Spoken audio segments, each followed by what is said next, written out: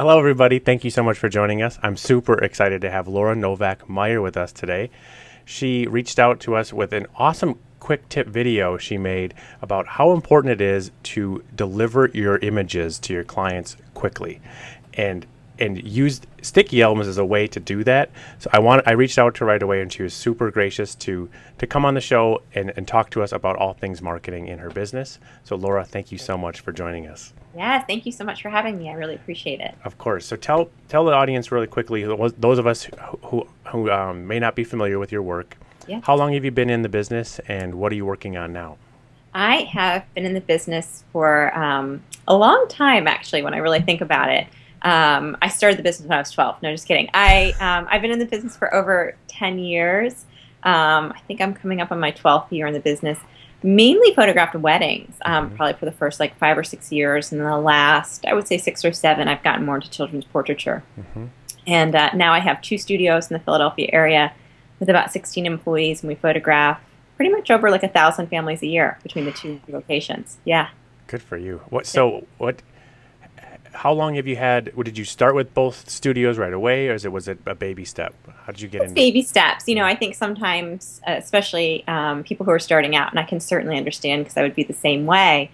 You look at somebody who is pretty established, and you don't realize it was a long process. And I didn't have employees probably for the first 5 or 6 years, and then I didn't open retail studios until about 3.5 years ago.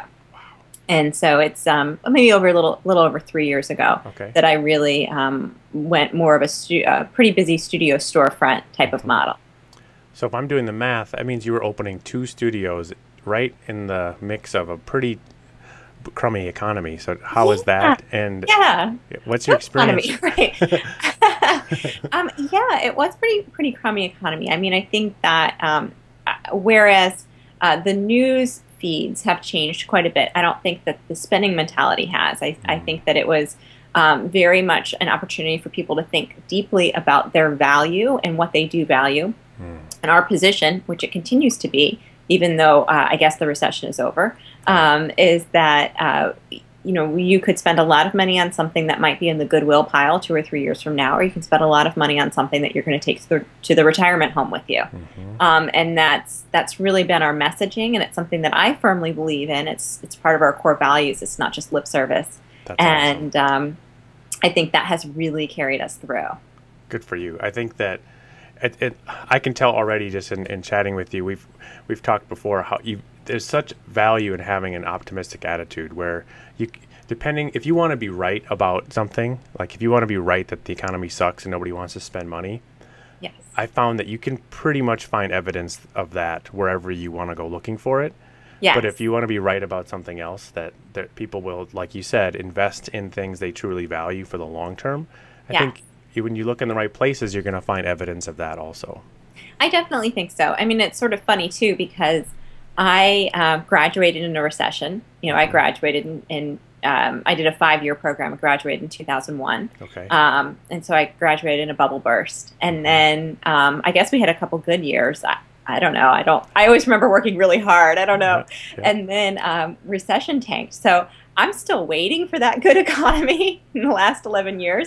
I think when it comes, I'll just be like, woohoo, awesome. You know, let's go on vacation. Yeah, right. You know, I've always had to work really, really hard for the business, for each client. And I think that, you know what, like you said, you can view that as a frustrating situation, or you can view that as a great opportunity that can really help train you in being a great business person. Right. Yeah, that's so cool to hear. I really do stress that while there's awesome tools and strategies and tricks out there, there's no shortcuts. I mean, there's nothing that beats working very, very hard. And I think it's both exciting, and then as we get established, it can be a little disconcerting because there's somebody else that's hustling too. And so I think we've got to be careful as photographers to not get too whiny, because we're not alone. Every industry is being disrupted by technology and figuring out a way to adapt to this new economy. So anyway, awesome thing. So tell me, I want to talk specifically, something comes up a lot when we talk about delivering and offering a digital product. I think that's one of the biggest things we've had to adopt to or adapt to in the photography business is digital. And we could go down several different tangents here, but let's talk about when somebody comes to you for a wedding or for portraits, what's your approach to when they come in and they just want the digital file? Yeah.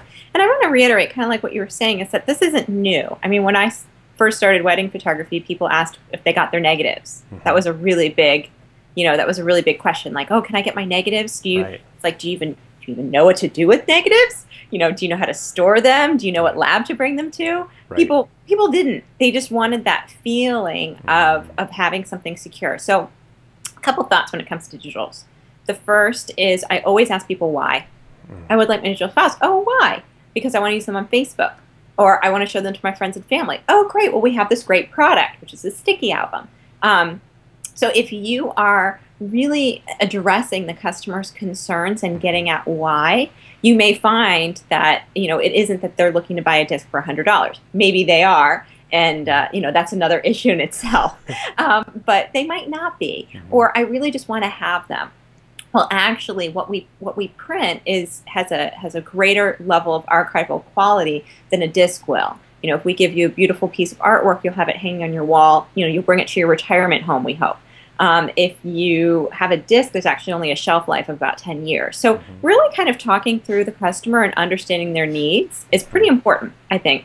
I want to stop you there. So what you just said was such an awesome nugget. So talking with the customer to understand their needs. I think that one thing is so important. We're stopping, and you said earlier, just asking why. I think that's such a powerful question, where we forget as photographers that we've got this language and we understand the dynamics of the industry. Our customers don't know that. And so they just start with asking questions of what they've been told to ask, what they think they're supposed to ask. And instead of addressing that with frustration, with, all anybody ever wants anymore is the digitals. That's all they want. They want to pay nothing for it. Explore that more, because I think most cases they're looking for something more than just the digitals. I think so too. And then I think, in terms of selling the digitals, I always make sure that there's, like, for example, with weddings, I provide the digitals with the finished wedding album if they've spent a minimum of $10,000. And I know that's pretty high, and not everybody. Some people might be like, oh my gosh, $10,000. Make it whatever number you're really comfortable with. But I like providing it with the finished wedding album.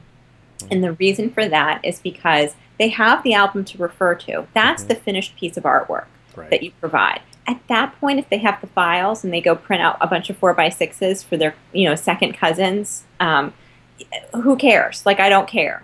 When somebody comes to their house and says, can I see your wedding photos? I know that they're pulling out something beautiful, something that I've approved, that I'm excited about delivering, that represents my studio in a way that I'm proud of. So I think the digitals are a little tricky.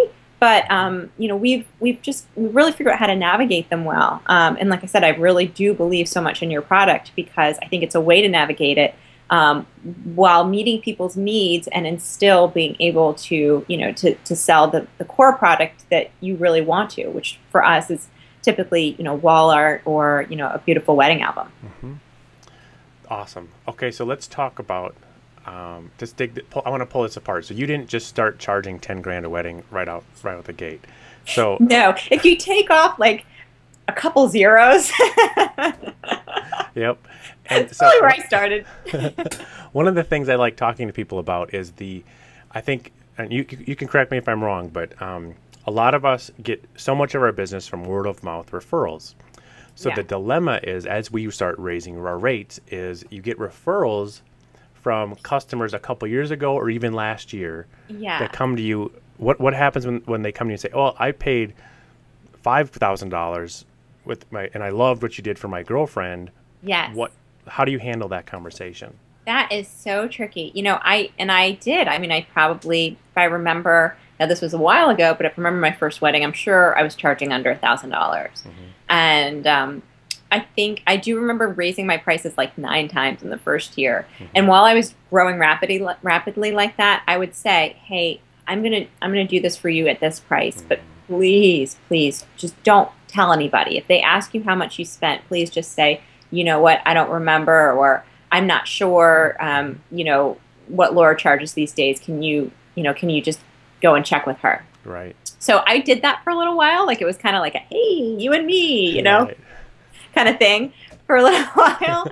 And that actually worked pretty well. And Okay. sometimes I would lose people. But Hmm. truthfully, a lot of times, and this would happen, maybe a sister would pay $4,000 for, for me. And then a couple years later, the other sister would pay 5,500. Hmm. Because at the end of the day, what I provided was worth that increase. Hmm. Sometimes I could also justify the increase by saying, well, maybe, she got a different product.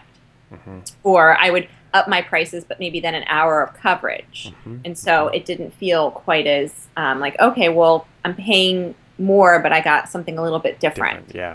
Um, Absolutely. That makes and a lot so of that's sense. probably another way to do it. Say, oh, well, that's a different package, and I restructure packages, and this is what I offer now. Yep. So you have to take baby steps as you go up.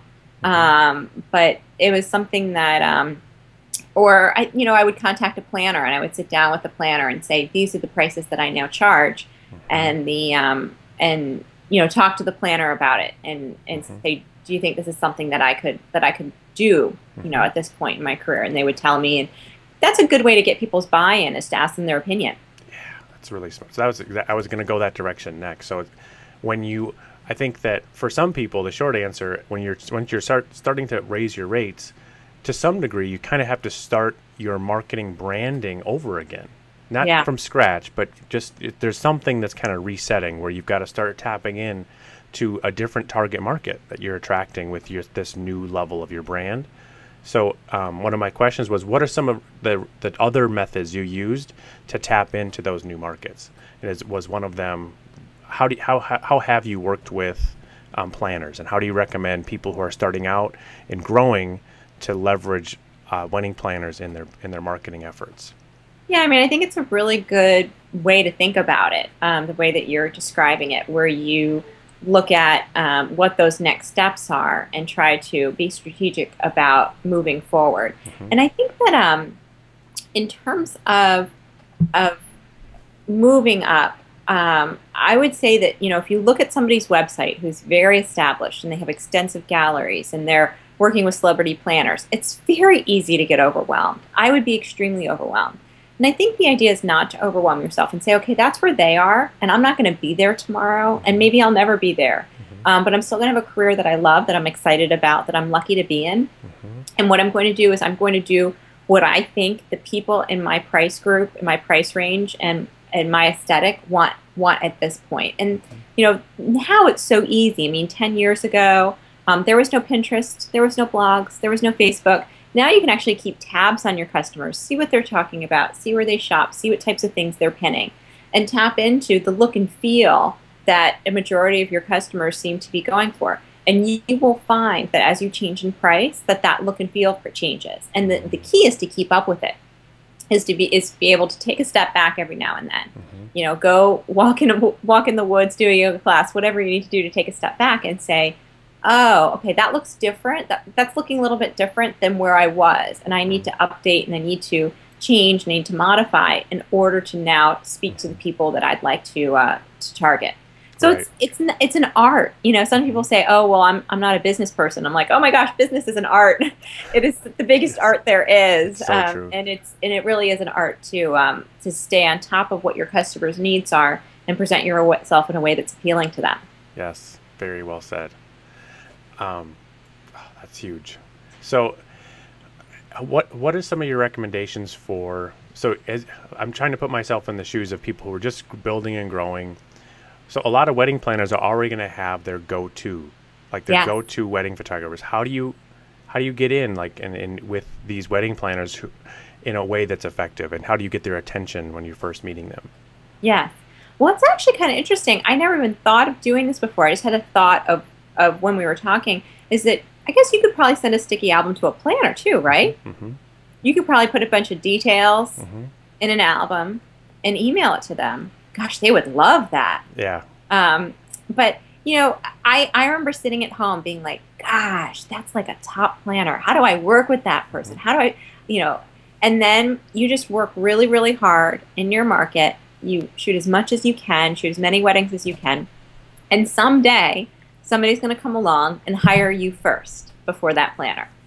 That's going to happen. I promise it'll happen. It happened to me over and over and over again. Yeah. Or that venue, you're going to photograph that person's cousin's wedding. Yep. And then all of a sudden they're going to hire you and bring you to that venue that only has other people on their list. And I promise, if you work hard enough and long enough, it will happen. Then this is your opportunity. You've got to bring it. You got to bring your A game to that wedding. Yes. And not only do you need to bring your A game, but you need to bring your second shooter's A game. And if you need to, your third shooter's A game. Yes. Because at the end of that day, you want to have not only photos that that represent you well to the bride and groom, but you want to have photos that you can go to the venue with and help market them as well. Or Totally. the planner with that helps market them as well. And I'll say the one thing that planners say to me over and over and over again is, I can't get photos. I had this great event. I actually have a good friend that's a planner in Philadelphia, top planner. And she would often, when she was working with a photographer, she would hire a photographer to do the shots for her. Unless she was working with me, and then she knew that I would cover it for her. Wow. And she would be real frustrated. Like, this is the only way I can get the table shots, that I know. Wow. And as a photographer, I did a wedding last year that was a top wedding. It was on the steps of the Philadelphia Art Museum. You remember Rocky when he ran up the top of the Art Museum? So they did a big clear tent on the top of the Art Museum. It was like crazy. Oh, wow. And I hired a detail shooter. I found a food photographer that I was able to hire for about an hour and a half because I knew I was going to miss the time right before the reception. I was going to be with the bride and groom right up until the reception began. Yep. So he went in there an hour beforehand, emailed me the photos. Yeah, it cost me a few $100, but when you're doing a top wedding, you do that. Yeah, right. Or what could be a wedding that could get you in with a planner or a venue. That's something that you just eat it and you do it, and then you have, something that's going to make them really, really happy. That's really good advice. I think that, so what I hear you saying is first, number one, hustle, and eventually you're going to get that next tier. You're going to start to attract the customer you want by, I think my first advice I tell people a lot is your website is your front door to your business. And stop putting work on your website that you don't want to do more of. Oh, yes. First and foremost, right? Yeah. So eventually you do that and you start attracting, but bam, you land this awesome project that you really want to do more of. Yes, that client is number one, but it's this asset. It's this asset you can leverage in so many other things with the things you can provide the venue that they want. They want images of to showcase the venue so they can promote and market this wedding. Everybody else who's involved wants awesome documentation of this event, right? Because they can all use it just like you're going to use it for all of its marketing potential. So will they, and of course they all want great images of it. And so another example, you touched on it. I think when I tell photographers ways to partner with other vendors, doesn't matter what they do or who they are, is start with asking yourself, what can I offer them? Yeah. I think that's the first mindset shift that's got to happen. You can't go to people in your market with here's what I need from you. You're not going to get their attention, right? But if you start with here's how I can help, then you might get the odds of you getting their attention are much greater. Yeah, and it's funny. I think that's true not only with wedding partners, but it's true with employees. Yeah. It's true with marriage. I mean, like you really can't. I think that a lot of people, there's probably a sea of people out there that are going around letting potential partners, potential employees, whoever, saying, this is what I can do for you, right? And there's very few people who are asking, only the smart ones that watch your Skype interviews, that are going to be asking, what is it that I can do for you? What is it that you need? What are you looking to accomplish? How can I help you? What goals are you trying to, especially with employees? Yeah, totally. Like what are you trying to strive for? Oh, that's really good. That's really powerful. What are you trying to strive for, and how can I help you get there? Yes. And you'll find that there's more win-win in there than you probably thought there was. Totally. And I think this is so true with venues. I mean, if there's one takeaway that I think I would like people to leave this video interview with, Mm-hmm. it would be when you go to a venue, it's really important not to whip out your very best work from the wedding that you did at that venue. Because the truth is, they don't really care. They don't care how, that your bride and groom photo is better than the other bride and groom photo that they have in their sample albums. Yeah. What they care about is that your table shot is phenomenally better than the table shot that they already have that they're using in their brochure. Because within a split second, they'll go, oh, okay, current brochure, boop. Done. Let's put in this one. This makes me look a lot better. Yes. Because they've got to meet sales quotas. Yep. They've got to feed their family. They have goals, whether Yes. it's they're working for a venue or they're working independently. Yeah. And if you can help them meet their goals, and then they say, oh, and by the way, they take really, romantic looking bride and groom photos. Mm-hmm. That's great. Yeah. That's a bonus. Exactly. But that's not where you start. You start with their where they worldview. start. What's their worldview? What matters most to them? Mhm. So I'll share with you an example. I think you touched on it. Some awesome things other photographers are doing in the wedding space is taking those detail shots, whether it's for the florist, for the venue, or for a wedding planner, and creating a short sticky album branded to that vendor. Yes. So like making the logo of the venue. Yeah. And then you can have subtle branding, whether it's your watermark or a button on the bottom to your website.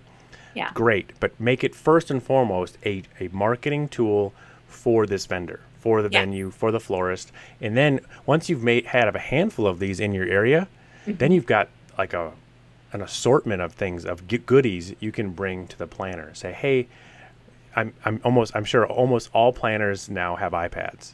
It's like, here's some awesome, cool apps you can put on your iPad. And I've heard some photographers are even buying an iPad for the real high end. Like, this is how you get, like, what a great way to get on their radar. And think about it. If you land, if the high end planner lands you one wedding, what's a $500 iPad, right? Yeah, I mean, it's true.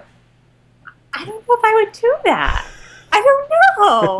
That feels like bribery to me. I don't know. We'll have to see. I mean, I work with the really high-end planners, and if I bought them an iPad, I think they'd be like, thanks, this is kind of awkward. Like, I think I would be much more likely to like photograph their family or something, complimentary. And I think you touch on a very important thing. When you're doing stuff like this, it has to be very authentic. It has to come from a genuine place of, I want to help you. It is not about something like a tit for tat type thing. Yeah. And people do, you're right. People do get a little, they're like, what strings are attached to this, right? Yeah, I think that feels like a little bit much to me, but that's just me. I mean, totally. I think they probably have an iPad or they have an iPhone. And but I do think that I think what's helpful to them is that you create a gallery really quick, like the following week. Yep. And that the next time they're in a sales meeting, that they can show it to somebody. Exactly. Yep. I mean, I think that's what's going to excite them more than anything. Yes. And I think it touches on the most effective elements of sticky albums. Is it's not this static thing that the person can only show off, that you can only show off, that your clients can, vendors. It's something where they can show it off in person, which is the most important, most valuable thing. But then it's a takeaway at the same time. Here, let's look at this together. Oh, would you like a copy of it? Here, I'll send it to your phone or send it to your iPad. And then you have it as a takeaway, as this reminder of this level of service you're providing. Yeah, and I think it's funny. Like, I think a lot of people, or not, I'd say some people really, really struggle with, giving too much. Yeah. Giving too much to a venue or giving too much to a planner. Okay. And I'll just put out there right now that, if you're afraid of somebody screwing you, they will. Somebody will. Yeah, right. Somebody's going to screw you. Yeah. Like, if you give out 10 sticky albums, one out of those 10 people, they're going to, take your name off the bottom, or, it's going to happen. Yeah, right. And, like, you just know it, Yeah. and that's just somebody who's a taker, and you sort of say, okay, that person's a taker, and you know that, and moving on. Yeah. the cost of doing business. Exactly. I was going to say the exact same thing. But the 8 or 9 people that are like, oh my gosh, that's really nice, and they're more of a reciprocal kind of people, and say, I'm going to remember that. I'm going to Yeah. remember that, that Laura gave me this album, and that was really nice of her, and she did it quick, and I didn't have to ask for it, and Yeah. that was really considerate, and I'm going to keep her in mind, Right. or I'm going to continue to network with her. And again, too, this is another thing to remember. You're not going to send somebody an album and then get a referral from them the next week. If you're expecting that, you're going to walk away and go, well, that was a waste. And it wasn't a waste. But relationships aren't built with one sticky album. You send the album, and then maybe a month later you have lunch, and then you see them at an event, and then you say, oh, you just had a baby, or your friend just had a baby. I'm going to take some photos for you. And then you'll say, I'm thinking about doing this shoot together. Do you want to do some styling, and I'll take some photos for you, and we'll submit it to a magazine. Yeah. That's how relationships are built. And then 6 months or a year later, you're close with them. Now, it's very funny. I have my mic. I just got all excited. I think my mic fell over. I think I have extremely close friends in the Philadelphia area who are former wedding planners. And even though I'm not shooting weddings as much as I used to, they're still really close friends. I mean, these were genuine friendships. These were not just people that I was friends with because I thought they could book me weddings. Right, exactly. These are people that actually one of the planners that I was friends with, I became friends with as we were working weddings together. She's not doing weddings anymore, and I'm doing like 3 or 4 a year. She's actually the godmother of my son. He's being baptized this weekend. Wow. So this is not, again, these are not people that I was just sort of using and abusing and moving on. These are people that I really liked, that I got along with, and that tend to be the people that I worked with. It's so true. I think the number one, that's where trust is established. And you can't, I think more and more there's no shortcuts to building trust with somebody. I mean, there just isn't. And it's got to be 100% authentic, and it takes time and energy to build these relationships, but it's a win-win for when when they come from is genuine and authentic. At the end of the day, it means, yes, this took a lot of time and energy, but it doesn't feel like work because you have this great reciprocal relationship or friendship even that it can turn into. So that's awesome advice. Yeah. Let's wrap up with what I want to talk just at the end. We touched on it early on, but let's follow up with the digital file thing. When somebody comes to you and says, I want the digitals, how are you using sticky albums to change that conversation? Well, like I said, I mean, if the question is why, what were you looking to do with the photos? If the question is, well, I really want to share them with friends and family, it's like, great. With a minimum purchase, we have this product that you can use, and you can show it to friends and family, and it's right on your iPhone or your iPad. Would that work for you? Yep. And that tends to, yeah, great, wonderful.